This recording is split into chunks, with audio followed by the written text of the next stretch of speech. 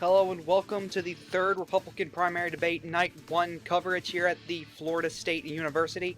Here we're going to give the coverage of each candidate's performance, starting off with the first night of candidates, which was the bottom 8 candidates in the field right now. Starting off with former New Jersey Governor Chris Christie. He had a phenomenal debate performance. His base, that little base he has, had a very strong reaction to his performance. However, he didn't look too strong on a lot of issues, especially when Bridgegate came up again. However, we do expect him to gain some levels of support from this debate. Next up is Congresswoman from Wyoming, Liz Cheney. She also had a phenomenal debate performance. Her base was also thrilled from this performance. However, she did look weak on a lot of issues. We don't know whether she's going to gain or lose support from this debate, though we are leaning towards more of her losing support. Next up is Florida Senator Rick Scott, who had an abysmal debate performance. His base wasn't as thrilled as he would have hoped for them to be enthused. He did look weak throughout the debate. However, through post-debate polling, we do expect him to gain some levels of support despite this. Next up is former Secretary Ben Carson, who had an abysmal debate performance as well. His quiet demeanor isn't helping him in debates. This did not thrill his base at all. He kind of faded to the back throughout much of the debate. However, we don't know whether he will gain or lose support from this debate.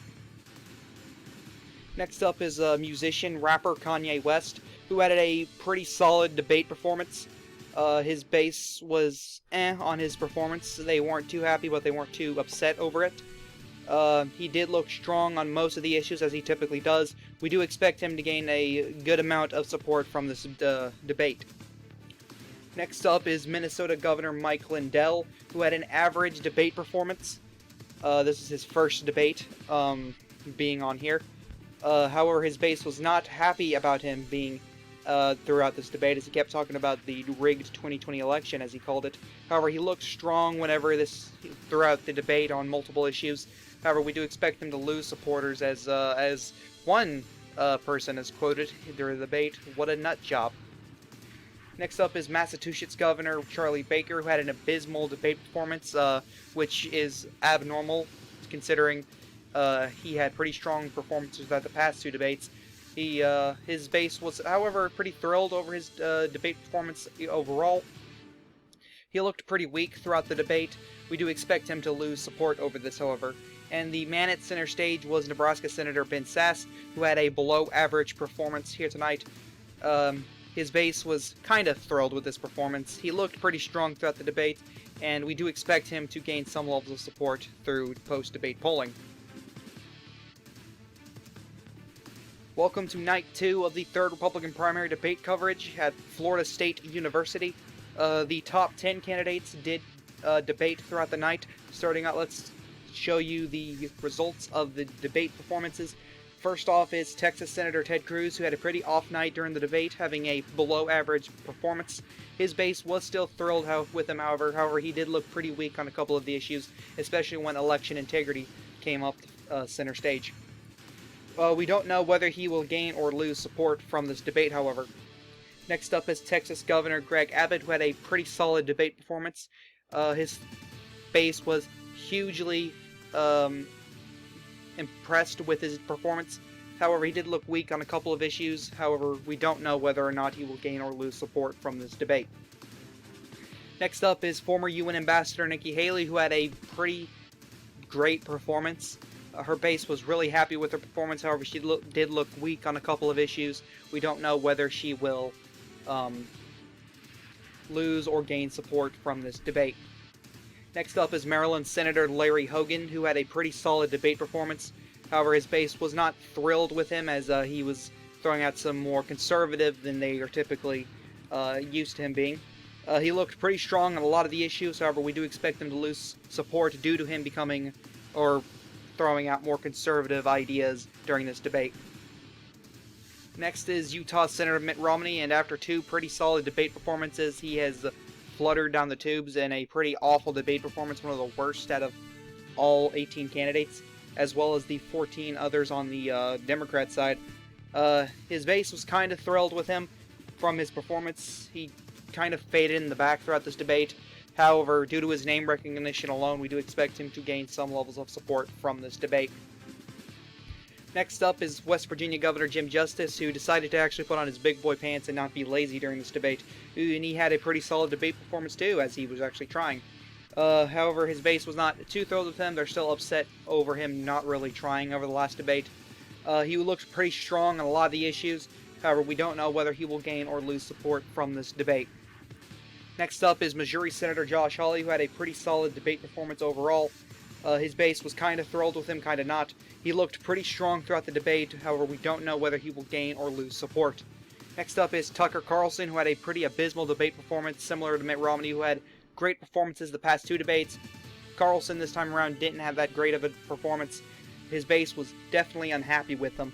He kind of faded to the back throughout this debate, and we do expect him to lose some levels of support, however not too much. Next up is New Hampshire Senator Chris Sununu, who had an abysmal debate performance. However, his base was still happy with him nonetheless. He looked pretty weak on a lot of the issues.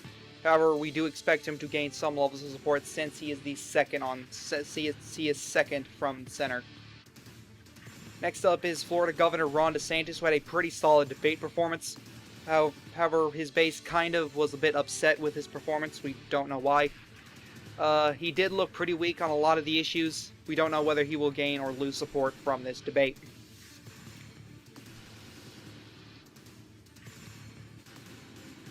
We now have the 2024 Republican primary preference poll results for the month of August. As you can see here, Ron DeSantis leads the pack at 11.7%. He will still set at center stage for the next debate in September. Tucker Carlson is at second at 10%. Chris Sununu is at 8.9%. Jim Justice has bumped up to fourth place at 6.1%. Ted Cruz, the senator from Texas, is at 5%. Ambassador Nikki Haley is at 4.9%. Secretary Ben Carson is at 4.8%. Congresswoman Liz Cheney is at 4.7%. Senator Josh Hawley is at 4.4%. Senator Mitt Romney is at 4.3%. Governor Greg Abbott is at 4.2%. Senator Rick Scott is at 4.1%. Senator Ben Sasse is at 4%. Governor Charlie Baker is at 3.9%. Governor Mike Lindell is at 3.8%. Rapper Kanye West is at 3.7%. Senator Larry Hogan is at 3.6%. And former Governor Chris Christie is at 3.5%. We now have the polling results out of the 2024 Republican Missouri primary poll. Here you go, and no surprise here, Josh Hawley leads his home state with 33.3%, and since he's the only candidate to break 15%, he would hypothetically win all of Missouri's pledged delegates. Second is Chris Christie at 11.7%, Ron DeSantis is at 8.3%, Rick Scott is at 8.2%, Jim Justice is at 6.7%, Mike Lindell is at 6.6%, Ted Cruz is at 5%, Nikki Haley is at 4.9%, Chris Sununu is at 3.3%, Greg Abbott is at 3.2%, Ben Sasse is at 3.1%, Kanye West is at 3%, and Ben Carson is at 1.7%.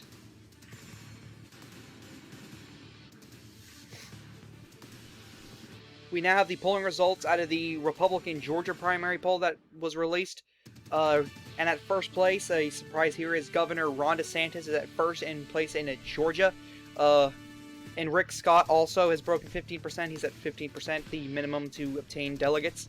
Or that's the theory anyway. And these two would be the only two candidates to win delegates out of the state of Georgia if this were to occur. Chris Christie is at 11.7%. Josh Hawley is at 10%. Jim Justice is at 8.3%. Nikki Haley is at 8.2%. Mike Lindell is at 6.7%. Kanye West is at 5%. Ben Carson is at 3.3%. Greg Abbott is at 3.2%. Ben Sasse is at 3.1%. And Ted Cruz is at 1.7%.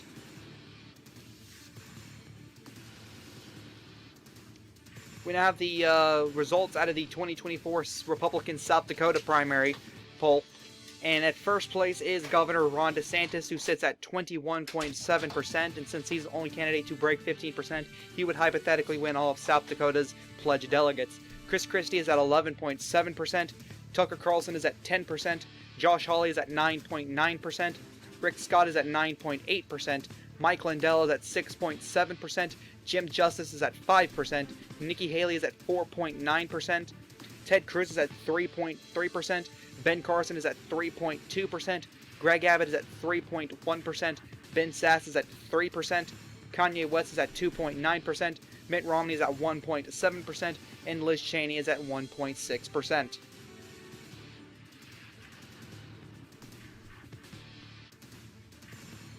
We now have the polling results, or the results out of the 2024 Republican Virginia primary poll. In first place is Nikki Haley at 18.3%. Since she is the only candidate to break 15% in this poll, she would hypothetically win all of Virginia's pledged delegates. Ron DeSantis sits at 11.7%. Chris Christie is at 11.6%. Josh Hawley is at 10%. Mitt Romney is at 8.3%. Rick Scott is at 8.2%. Mike Lindell is at 6.7%. Ben Sass is at 5%. Ted Cruz is at 3.3%. Jim Justice is at 3.2%. Charlie Baker is at 3.1%. Kanye West is at 3%. Tucker Carlson is at 1.7%. Chris Sununu is at 1.6%. Ben Carson is at 1.5%. And Greg Abbott sits at 1.4%.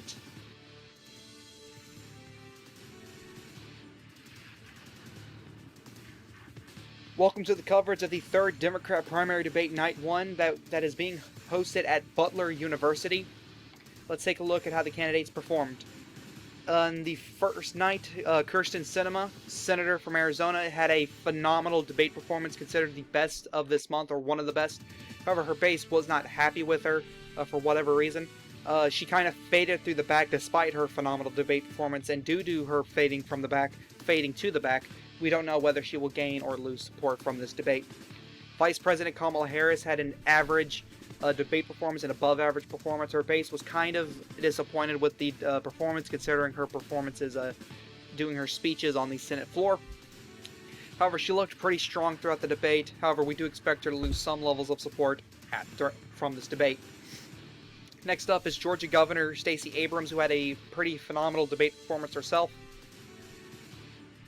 Her base was pretty enthused from her performance. She kind of also faded to the back during this performance. However, from post-debate polling, we do expect her to lose some levels of support from this debate. Governor Roy Cooper had a pretty awful debate performance, similar to Tucker Carlson and Mitt Romney. After two phenomenal performances in the past two debates, he kind of slipped a little bit. His base was kind of unhappy, kind of happy with this performance. He looked pretty weak on a lot of the issues. However, we do expect him to gain some levels of support due to him being from a battleground state. Next up is businessman Mark Cuban, who had an average debate performance, pretty average. His base was not happy with him at all. However, he looked really strong on a lot of issues, but we do expect him to lose support from this debate.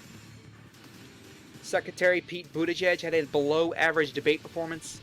His base was not really that happy with his performance. He looked pretty weak on a couple of the issues. However, we do expect him to gain some levels of support as the more moderate wing, the moderate establishment wing of the party, starts to stick to him as a frontrunner. And at center stage, Ohio Senator Sherrod Brown had a phenomenal debate performance, another one that seemed as the best performance by a lot of people. However, his base was not happy with him. He looked kind of weak on a couple of issues. Due to that, we do expect him to lose some levels of support from this debate. Welcome to night 2, or the coverage of the second night of the third Democratic debate.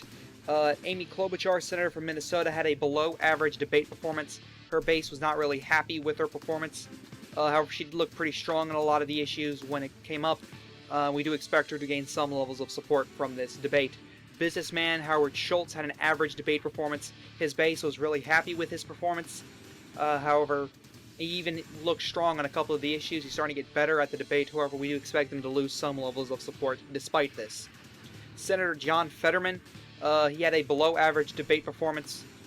His base was happy with his performance nonetheless, and he looked really strong on a lot of issues, probably due to how big this guy is, and we do expect him to gain some levels of support from this debate. Wisconsin Senator Tammy Baldwin had a below-average debate performance. Her base was enthused from this performance. She looked pretty strong on a lot of the issues, however, we do expect her to lose some levels of support from the debate nonetheless. Former First Lady Michelle Obama had a pretty solid debate performance. Her base really wasn't happy with her performance, however. She kind of faded throughout the back, which could be why her base wasn't happy with her. We don't know whether she will gain or lose support from this debate. Governor Tulsi Gabbard had a below average, a pretty bad debate performance. She kind of looked bored, unenergetic throughout the debate. Her base was kind of happy with the performance nonetheless. She kind of looked weak on a couple issues. We do expect her to lose some levels of support, despite her being second from the center. And center stage, New York Congresswoman Alexandria Ocasio-Cortez had an abysmal debate performance. Her base was still happy with it nonetheless. She looked weak on a lot of issues. However, we do expect her to gain more support as she is seen as the frontrunner for the progressives as they latch onto her.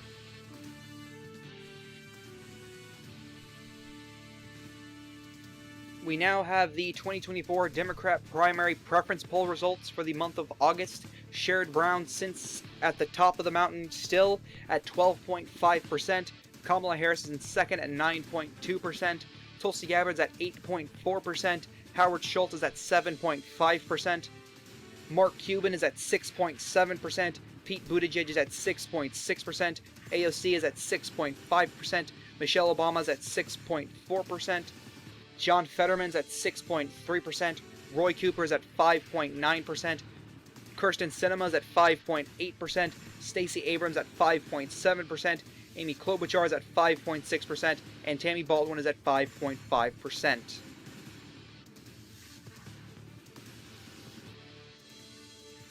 We now have the results from the 2024 Democrat Nebraska primary poll. I think this is the second one we've done, and if that's the case, John Fetterman still leads.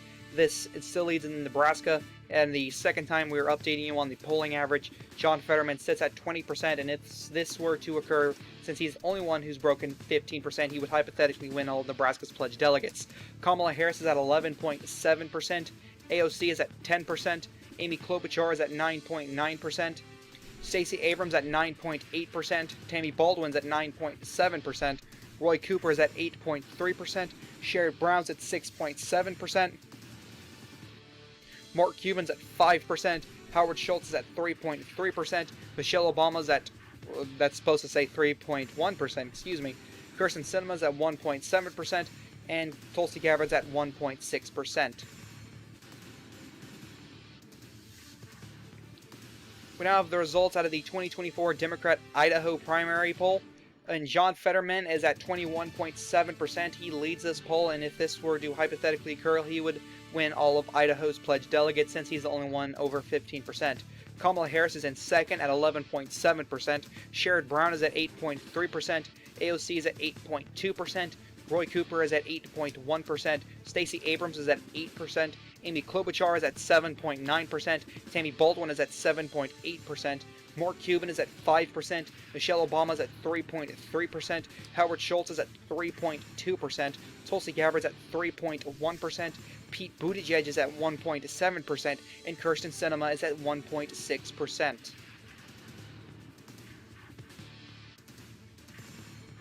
We now have the results out of the 2024 Democrat Indiana primary poll.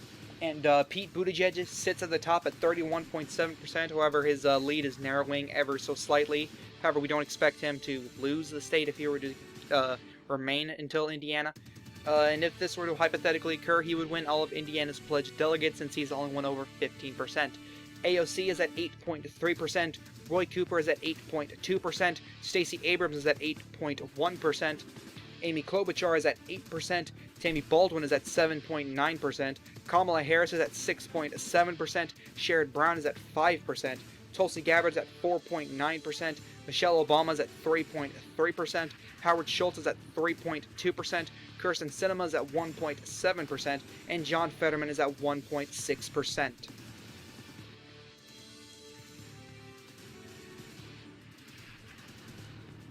We now have the poll results out of the 2024 Democrat Maryland primary, and Kamala Harris sits at the top at 26.7%, and since she's the only one over 15%, she would hypothetically win all of Maryland's pledged delegates. AOC is in second at 11.7%, Amy Klobuchar is at 11.6%, Roy Cooper is at 10%, Stacey Abrams at 8.3%, Pete Buttigieg is at 8.2%, Sherrod Brown is at 5%, Mark Cuban is at 4.9%, Michelle Obama is at 3.3%, Kirsten Sinema is at 3.2%, Howard Schultz is at 3.1%, John Fetterman is at 1.7%, and Tulsi Gabbard's at 1.6%.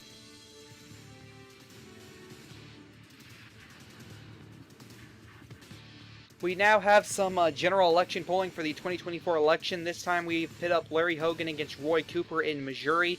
And as you can see here, Larry Hogan is leading Cooper in the state of Missouri by 12 points. We categorize this as a safe R race between the two. You know, we are months out from the, we're over a year out from the 2024 election. And Hogan, so this could well change. Hogan could gain over Cooper and other way out. But Hogan is currently leading Roy Cooper by around 12 percentage points in Missouri.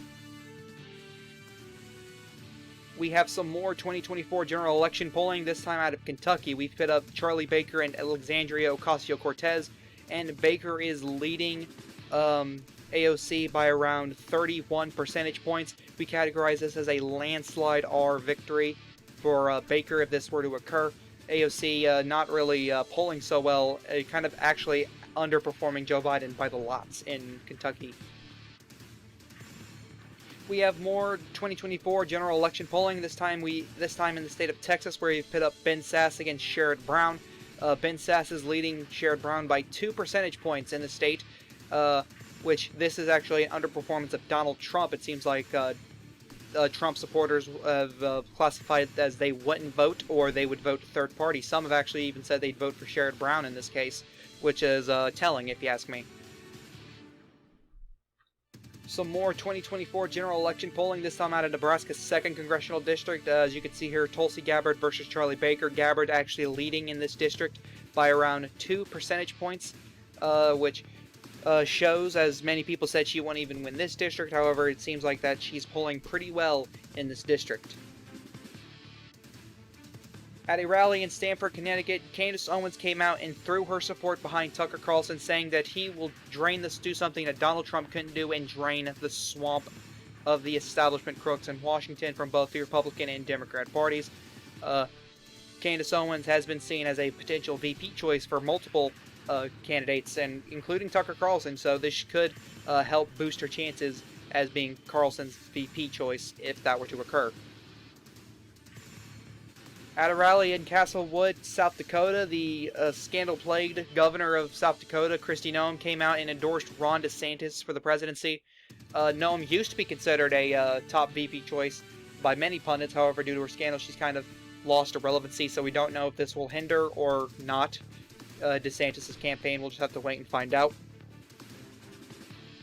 At a rally in Indianapolis, Indiana, the former Vice President Mike Pence has endorsed Ron DeSantis for the presidency at a rally. This will help DeSantis' national profile with the former Vice President's endorsement, as well as help him in the state of Indiana. At a rally in Boulder, Colorado, the governor of the state, Jared Polis, endorsed Pete Buttigieg during one of his rallies. Kind of funny since they're both gay men, which might explain why he has endorsed Buttigieg, but I'm sure there's more to it than, you know, sexual orientation reasons. But nonetheless, this will help Pete Buttigieg in the state of Colorado, as well as some progressives, since Polis is a pretty staunch progressive.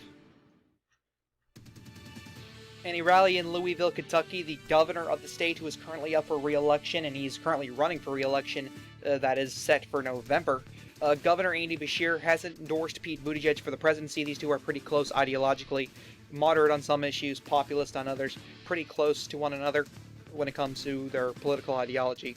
So it only makes sense. This will help Pete Buttigieg in Kentucky. At a rally in Cambridge, Massachusetts, former Governor Deval Patrick came out and endorsed Kamala Harris, which was a shock to many because most people thought he would endorse Michelle Obama for the nomination. However, he came out for Kamala Harris instead, calling for party unity. In a backstage interview, he was asked if he thinks Michelle Obama should withdraw from the race. He said, sadly, but yes, she should.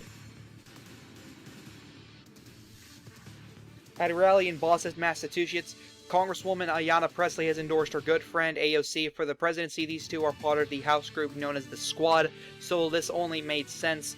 Elizabeth Warren has yet to give any notification as to whether she will endorse AOC or not.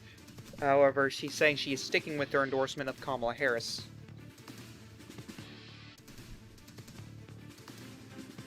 At a rally in Des Moines, Iowa, Agriculture Secretary Tom Vilsack came out and endorsed Kamala Harris for the presidency. Many thought he was going to endorse Pete Buttigieg. Instead, he called and said that Buttigieg should drop out of the race, and so that they aren't splitting the vote with one another, because he says that they are, which is one of the reasons why he dropped out, because he was also splitting the vote, just not as much.